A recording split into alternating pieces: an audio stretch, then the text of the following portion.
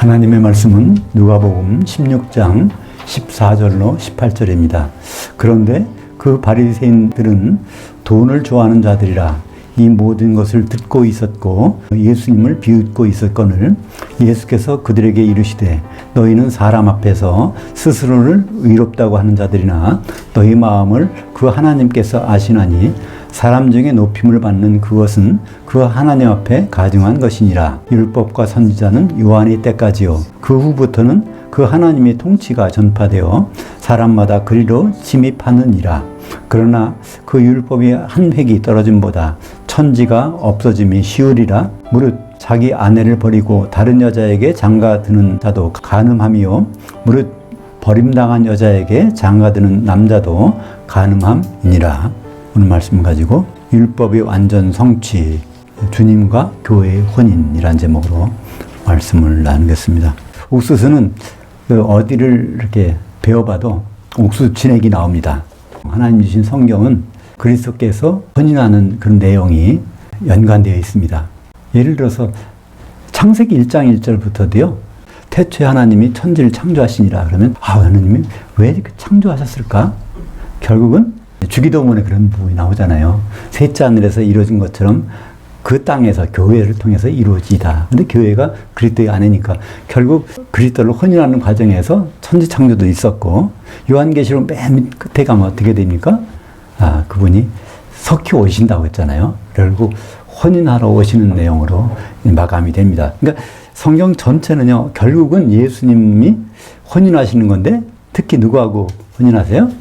자기 피로 사신 교회와 혼인하시는 그런 내용으로 완성이 되어 있는 게 성경입니다. 우리가 보고 있는 누가복음에도 바로 그런 맥락에서 기록되어 있는 것이죠. 예수님은 12 사도에게 자신이 혼인하러 오는 신랑으로 소개를 하셨습니다. 일찍이 누가복음 12장 35절부터 36절까지 보면 너희 사도는 허리에 띠를 띠고 등불 켜고 서 있으라. 마치 그 주인이 혼인잔치들 때문에 돌아와 문을 두드리면 곧 열어주려고 기다리는 사람들과 같이 되어라. 누가가 누가복음을 기록했는데 이걸 미리 이제 기록해 놓고 누가복음 16장이 이제 연결되는 것이죠. 12장에서 그러면서 예수님 또 사도들에게 어떤 직분을 주셨어요. 12장 42절에 보면 주께서 이르시되 지혜 있고 믿음 있는 청지기가 되어 주인에게 그의 집안 사람들을 맡아 때를 따라 양식을 나눠줄 자가 누구냐.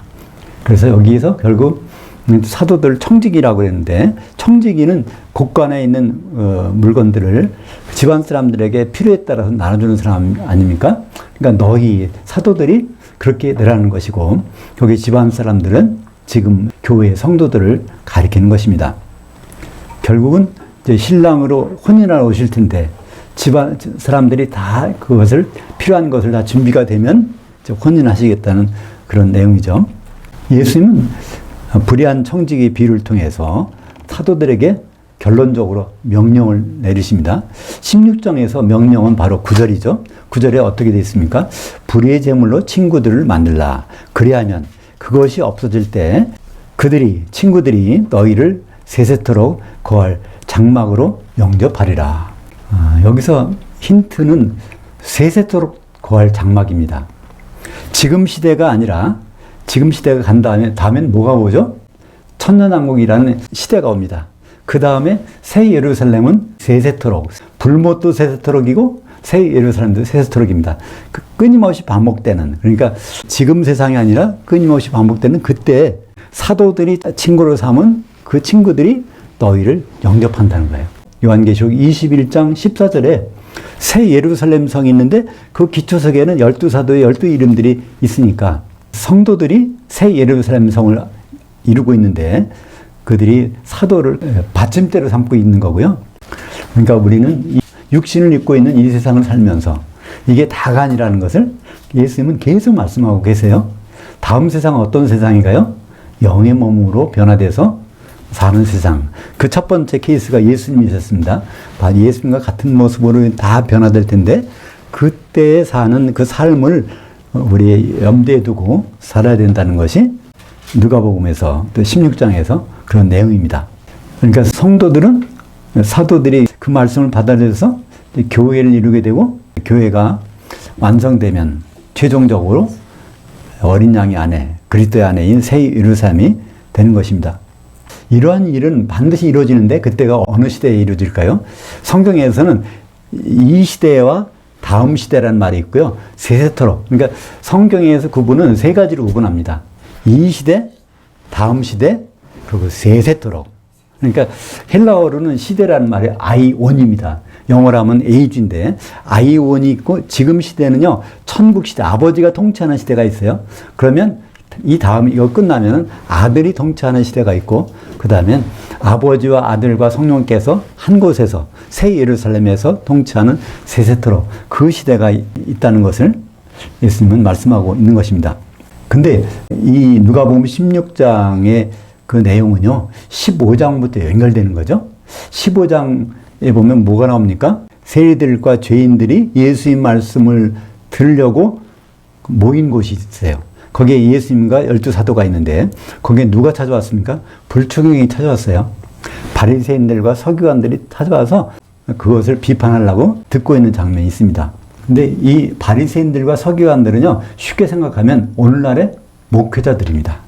바리새인들이라고 하면 율법을 중심으로 살아야 되겠다 하는 생각입니다. 율법을 잘 지켜서 살아야 되겠다.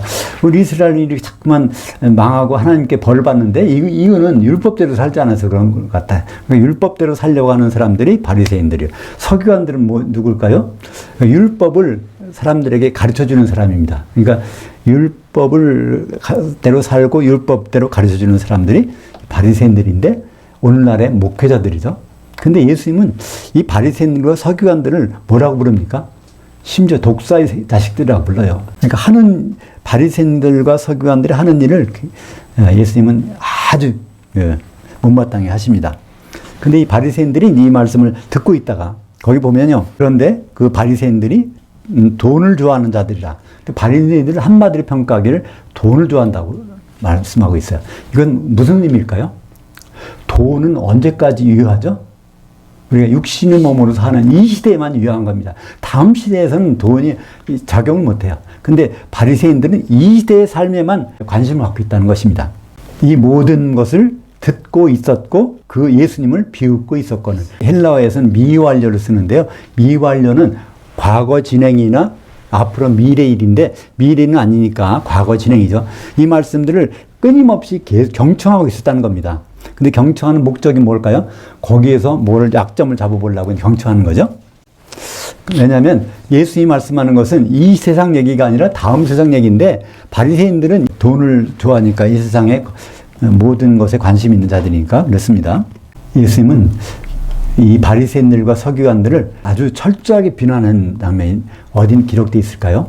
마태복음 23장에 보면은 화 있을진저 하면서 나오는 것이 7번이나 화 있다고 나옵니다. 그게 누가 그렇게 됩니까?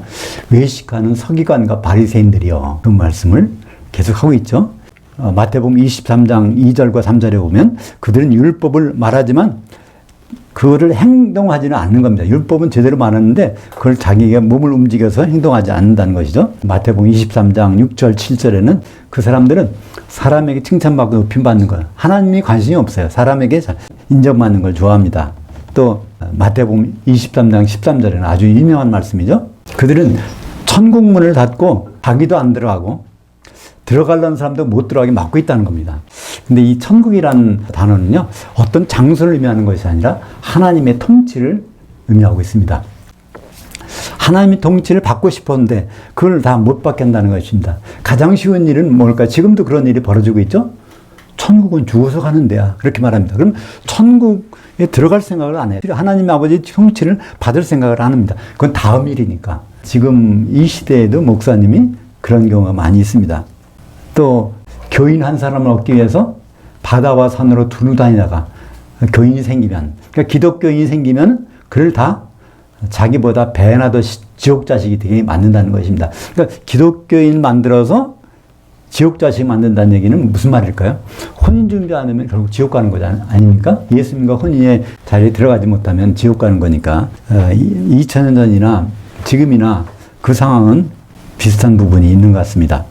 심지어 예수님은 어떤 말씀하셨죠? 마태복음 15장 14절에 보면 맹인이 맹인을 인도하면 둘 다 구덩이에 빠지느니라. 그러니까 바리새인들과 서기관들은 맹인 신도들을 인도해가지고 결국은 같이 구덩이, 그러니까 불구덩이니까 지옥이죠. 지옥에 가는 사람들이라고 누가 말씀하셨습니까?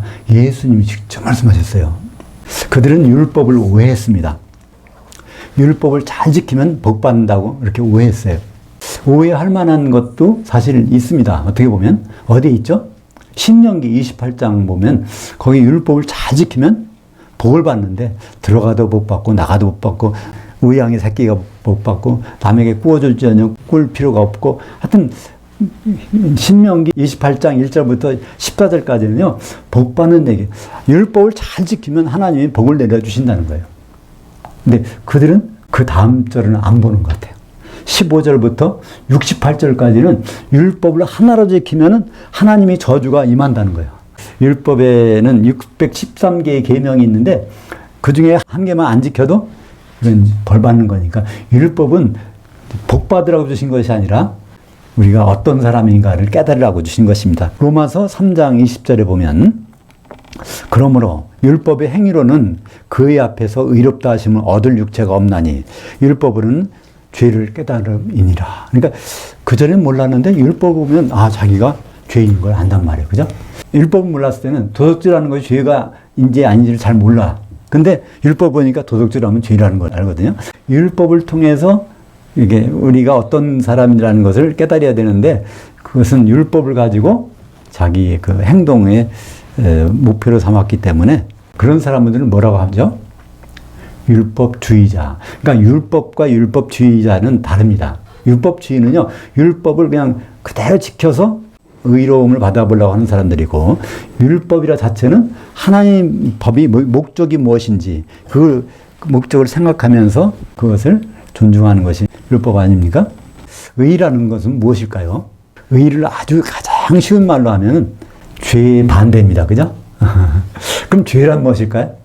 하마르티아라는 헬라어가 마르티아는 관역, 명중이라는 뜻이고 하는 아니다, 그러니까 빗나갔다는 뜻이거든요. 그게 죄인데 그건 좀 막연하고 성령께서 가르쳐 주시는 죄는 무엇일까요? 예수님이 그랬어요. 내가 가면 그분을 보내줄 텐데 그분이 오면 그가 죄에 대해서, 의에 대해서, 심판에 대해서 세상 사람들을 책망하시리라, 깨우쳐 주시리라. 근데 죄에 대하여라 하면 요한복음 16장 9절에 뭐라고 되어 있습니까? 나를 향하여 믿지 아니하며. 나를 믿지 않는다는 것이 아니라 나를 향하여. 그러니까 예수님은 움직이시는 관역이라는 거예요. 움직이시는 관역을 따라가야 되는데 그냥 고정시키고 있으면 그게 죄라는 겁니다. 또 의라는 것은 내가 아버지께로 가니 너희가 나를 보지 못하며. 왜 아버지께로 갈까요? 그분은 일정이 다 정해져 있어요. 그죠? 레위기 23장에 보면 7개의 절기가 나오는데 그것은 뭐라고요? 예수 그리스도의 행적의 그림자라고 골로새서 2장 17절에 나와 있습니다. 그러니까 예수님은 한 곳에 머물러 계신 분이 아니라 6월절에 무슨 일을 하시고 그 다음에 무교절, 초곡절, 오순절, 나팔절, 속죄절, 장막절 그때마다 하시는 일이 있어요. 그분 되게 바쁘셔. 그래서 결국 그분은 승천하셨어요. 아버지께로 갔어요. 왜냐하면 오순절날 성령을 보내주셔야 되기 때문에. 그래서 의라는 것은 바로 내가 아버지께로 가미오라는 것은 바로 바른 길, 정해진 길을 간다는 것입니다. 의는 정해진 길을 가는 것, 죄는 관역에서 어긋나는 것. 근데 이 둘 다를 모르는 사람들이 바리새인들과 서기관들이라는 것이죠. 근데 그 율법은 유효기간이 있습니다. 어떤 교회 갔더니 그런 경우가 있더라고요. 10계명을 붙여놓고 그거를 그대로 살아야 된다. 이렇게 거기 강단 옆에다가 붙여놓고 하는 데가 있던데요. 근데 율법은 이유기간이 있어요. 이것은 제가 말하는 것이 아니라 오늘 예수님이 말씀하십니다. 오늘 16장 16절에 율법과 선지자는 요한의 때까지요. 세례 요한이 나타나서 이분이 바로 그리스도인데 성령으로 세례를 주실 분이야. 그 순간까지가 율법이 유효기간이라는 것입니다. 그 다음부터는 어떤 일이 벌어져요? 하나님 통치가 이루어지는 거예요. 예수님 그랬잖아요. 마태복음 12장 28절에 보면 내가 성령을 힘입어서 귀신을 쫓아내는 것이면은 하나님 나라가, 하나님의 통치가 이미 너에게 임하여 있느니라. 그때 너희라는 것은 그 바리새인 보고 얘기하는 거예요. 이미 너희에게 하나님 통치가 임했는데 너희들은 그것을 깨닫지 못하는구나. 그런 말씀을 하는 것입니다. 그러니까 성령으로 공생애를 시작할 때부터가 하나님의 통치가 시작된다는 것을 말씀해 주고 있습니다. 그러니까 천국은 죽어서 가는 데가 아닙니다. 천국이라는 단어에서 그 나라는 바이실레이아라고 하는데요. 헬라어로 왕은 뭐라고 하죠? 왕은 바실리우스가 왕입니다. 그러니까 바실레이아는 왕이 통치하는 거예요. 그러니까 나라라고 번역하면 좀 잘못된 번역입니다. 우리나라는 바실레이아가 아닙니다. 바실리우스가 아니에요. 왕이 없잖아요. 우리나라는 어떤 나라입니까? 리퍼블릭, 공화국이에요. 성경에서 나라라고 번역된 것은 나라라고 않고 원래 왕국 또는 왕의 통치라고 번역해야 제대로 되는 말씀입니다. 근데 이 천국은 어떻게 들어갑니까? 오늘 16절에 보면 율법과 선지자는 요한의 때까지요. 그 후부터는 그 하나님의 통치가 전파되어 사람마다 그리로 침입하느니라. 왜 침입해야 될까요? 저절로 들어가는 게 아니라는 겁니다. 누가 입구를 막고 있다는 겁니다. 그 입구를 막고 있는 사람들이 있기 때문에 침입하지 않으면 들어갈 수가 없게 돼 있다는 것입니다. 그 말씀이 바로 우리가 본 마태복음 23장 13절에 천국문을 닫고 자기도 안 들어가고 들어가려고 하는 사람들도 못 들어가게 막고 있다고 하는 것이 아닙니까? 그러니까 하나님의 통치를 받아야 되는데, 아버지의 통치를 받아야 되는데 그거를 못 받게 하는 것, 그것이 다른 사람이 아닌 바리새인들과 서기관들이고 오늘날로 말하면 목사님들이라고 볼 수가 있는 것이죠. 오늘 이제 16장까지 15장부터 이어지는 16장의 말씀을 하시고 결론이 나옵니다. 오늘 말씀의 결론은 18절입니다. 그 전에 17절이 있네요. 그러나 율법의 한 획이 떨어짐보다 천지가 없어짐이 쉬우니라. 이 말씀은 율법에 기록되어 있는 것은 반드시 이루어진다는 것입니다. 율법에 어떤 내용이 기록되어 있을까요? 한마디로 요약하면 그리스도와 교회의 혼인이 율법에 기록된 핵심 내용 아닙니까? 그것은 반드시 이루어진다는 거예요. 결국 율법에서 기록된 그것은 그대로 이루어진다는 거예요. 그걸 압축해 보면 레위기 23장에는 7절기 그것도 그대로 그러니까 6월절부터 시작해서 장막절까지 그대로 이루어진다는 것입니다. 그러면서 오늘 말씀은 18절이 나옵니다.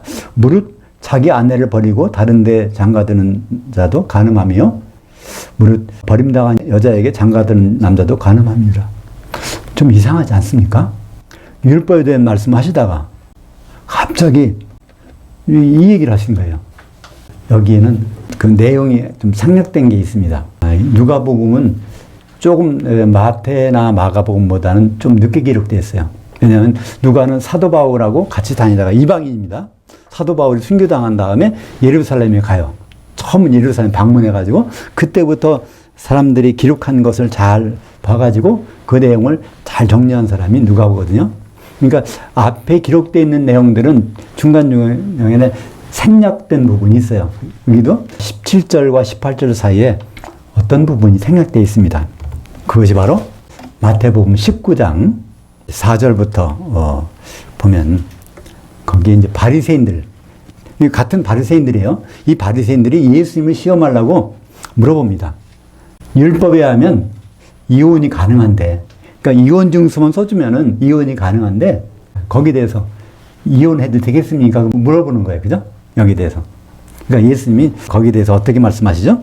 마태복음 19장 4절과 5절을 보면 예수께서 이르시되 본래 남성과 여성을 창조하시니가 남자와 여자를 지으시고 말씀하시기를 그러므로 남자가 그 부모를 떠나서 그의 아내에게 합하여 그 둘이 한 몸이 될지니라 하신 것을 읽지 못하였느냐?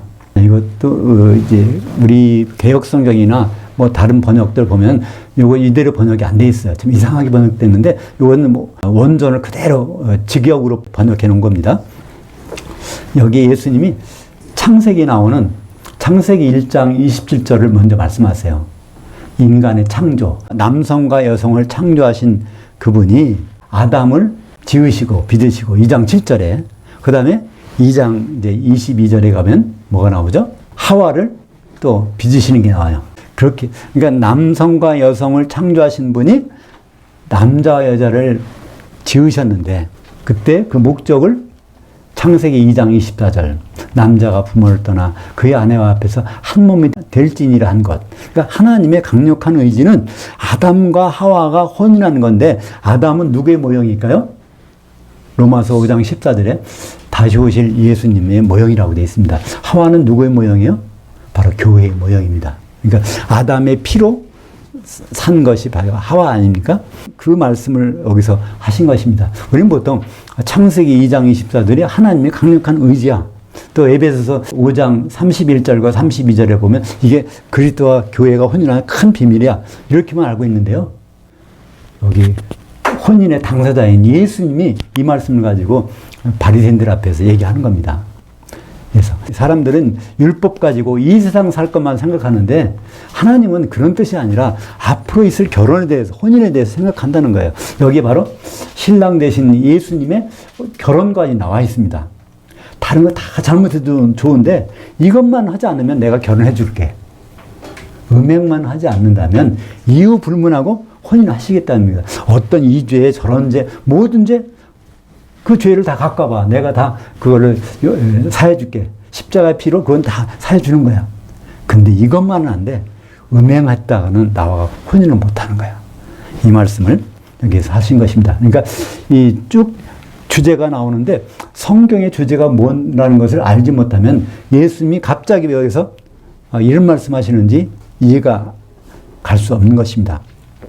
무릇 자기 아내를 버리고 할 때 그 전에 마태복음 19장 9절에 보면 음행한 이유 외에는 버릴 수가 없는 거예요.